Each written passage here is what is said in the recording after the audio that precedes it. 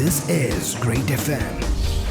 Hi everyone, welcome to another episode of Great FM. I'm Ahalya, and today we're continuing the conversations in the world of HR, people, and work with a very special focus on learning and development in today's day and age. Now, I think I bring up COVID-19 and the links to the pandemic many times in this series, but it's just because it's one of those cultural reset events that have a lot to do with our lives today. I'd like to draw your attention to something a bit random. So many of us have probably taken part in this trend of reading a self-help book or two, and whether they really help or not, as someone who likes reading, some of them have genuinely introduced me to some good thoughts, but whether they help or not, according to the NPD group, the US sales of self-help books grew annually by 11% from 2013 to 2019, reaching 18.6 million volumes. And the number of self-help titles in existence nearly tripled during that period, from 30,897 to 85,253. Now, it's not that these titles actually came into existence only during that time, but it indicates a subgenre of reading material gaining extreme popularity, and then that genre exploding on the scene. And I kind of always look at cultural trends to inform my opinions of what's important to people, what matters to them in the moment. And I think this particular statistic points to the fact that individuals have become increasingly obsessed with the idea of development, whether it's their personal or professional development. And, during COVID, maybe it's because people needed to feel better. Maybe it's because we found ourselves at a crossroads. The reasons could be many, but L&D, learning and development, have become two un-ignorable and non-negotiable letters of the workplace alphabet. So it's interesting also then to take it a step further and understand how L&D could possibly work in a remote or hybrid work model, right? So let's begin the conversation today with our subject matter expert, Gautam Duggal, Director, Global Talent Management and Learning at Mastercard. Hi, Gautam. Thank you so much for being with us today. Thank you so much for having me. It's good to be here. Did you know about that self-help statistic before I brought it up? I think I would have added a few numbers there because everybody was just trying to cope up with what's happening around them, and we all went into the frenzy of buying so many books. I haven't read everything that I bought, but I think the statistic sounds correct. Sounds correct. Well, I would hope everyone believes me as well. I promise I bet my stats. To start off with a very basic question, also at the risk of being a little reductive, has learning and development in your experience always been this much of a priority, or do you think it is actually a post-COVID wave that is here to stay now? Well, because I come from the L&D fraternity, I would like to believe it was always a priority. Yeah. But the reality is, it is now in the spotlight a lot more. And that's because I think people got the time to step back and reflect on, what am I doing every day? Is this the career I always wanted to build?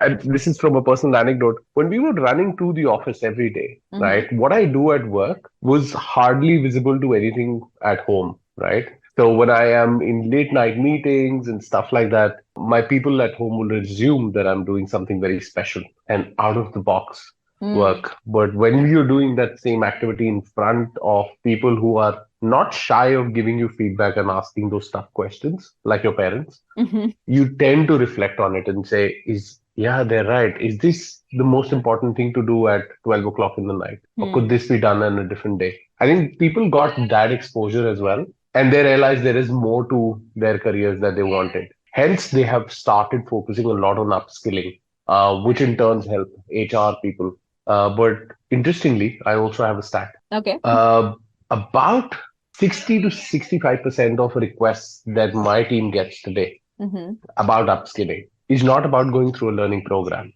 about getting another exposure.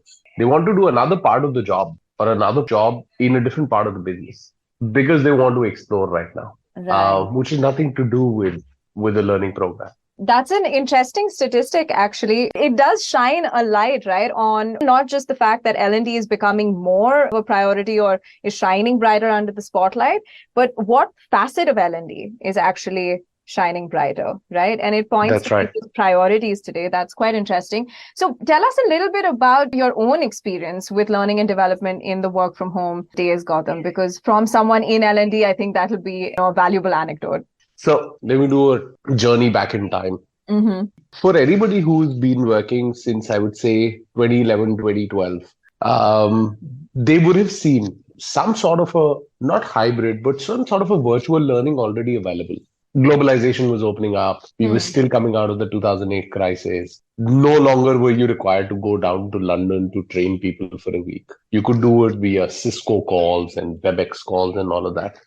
So there was an element getting built up over a period of time where you could actually learn skills or you could interact with people sitting in different time zones, sitting in different countries, performing pretty much the same job. Mm. I think what COVID did was it forced everybody across the industries to start doing this now. And for how long, nobody knew at that point in time.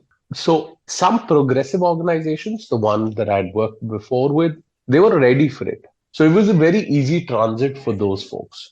For another organization that I'm working with now, it was a tough transition because it was not in the DNA of the organization to do things virtually. They always wanted to do things in person, to have that personalized touch, to ensure that you pass on, the feeling of what it means to be a part of this organization. What came out was a mixed bag of wins and losses. Huge wins in terms of scale. You could Okay. do things at a very nominal price, at a huge scale. You could onboard 700 people on the same day. Impossible to do it, in person unless you make everybody travel. What was not possible was that personalized touch. So Hmm. I joined a month before COVID had hit the world. I still don't feel that I have, imbibed everything that the organization has to offer. And it's Okay. been 4 years because you've not had that interaction. Right. Virtually it just doesn't rub off on you. So from an L&D standpoint, that's a big challenge because people really don't remember what knowledge they gained. They Mm. remember the whole experience of that program. Honestly, if today somebody would ask me to wear a goggle and attend a virtual training, I would probably call in sick. Uh, Yeah. Not the best of experiences, right? Yeah. I think that's very relatable. I think it's also such an applicable experience, even in so many other areas of life, Gautam. So since you've been through it, right, and also Mhm. specifically through the lens of someone working within L&D, do you now think that L&D can be as effective online, or is it kind of a Yeah. lost battle? So I think, different strokes for different folks. There are few things that has to be done virtually. They should not be done in person. I'll Right. give you an example. We were working on something within the business, and one of these business leaders said, we have a learning program which we've designed internally. People go through about 45 hours of reading material, and then they attend a 3-day workshop, and then they become ready to be deployed on client projects. Hmm. I support a consulting function. So time is money for them, right? Right. Yeah. Yeah. So we obviously reimagined it. We applied some basic logic and we said no more 45 hours. You attend a 3-hour virtual training, you're good enough. You Hmm. attend a quick assessment at the end, you're good to go, deployed. Money back to the business, that's how you show your wins. Such things should be done virtually.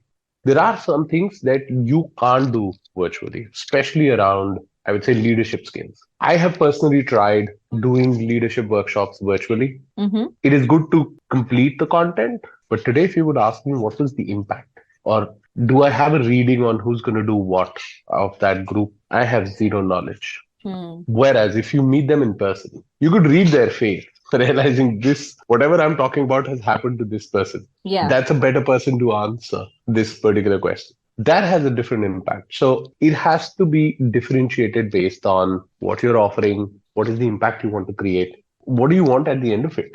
Virtual world is here to stay. It should stay.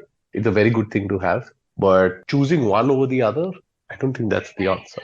Okay, okay. So to take that one step further and maybe to remove it a little bit from just, the remote or hybrid work concept, how does this then tie into, so intersectionality is a big thing that we've all been Yeah. witnessing. How does it tie into it being a priority for HR on, individual growth versus supported by company growth? So from an HR standpoint, it is good to lose talent within the company. Okay. We'll be very happy if somebody from HR goes and joins the business team, or somebody from the business teams goes and joins HR, Hmm. or somebody from marketing decides to take over internal communications. That's a good thing to have. That is priority for HR today. We don't want to see people sitting in the same role for 3, 4 years now. I think that time duration has reduced. We also have coined a new term, which is talent to market. We are okay losing this talent to the market now. While this is a great person, is delivering great numbers, but we don't have a role for this person to be with the company. And this person might be acting as a talent blocker for others to rise. So it's okay to lose them. So those concepts were not there before. It was always like just retain, retain, retain, right? And retain within the same role or hierarchy. So for HR, I think one mandate is don't lose talent to the market, lose talent to another team within the business. What that does is it reduces the time of onboarding the person because they already know the business, they know the company, they know how things work. It's just that skill set they need to pick up. Yeah, and another thing is, I think HR is becoming a little more open to accepting that they've made a mistake. I would say this in the last 4 or 5 years. If you've done talent mobility and it hasn't worked out well, I had seen cases where they would blame it all on the employee and say, oh, this person was not a right fit for the job and it was the person's fault, right? But now I think they take the onus and they say, okay, if you're not doing it well here, do you want to move back to your previous role and do that because you were doing it well?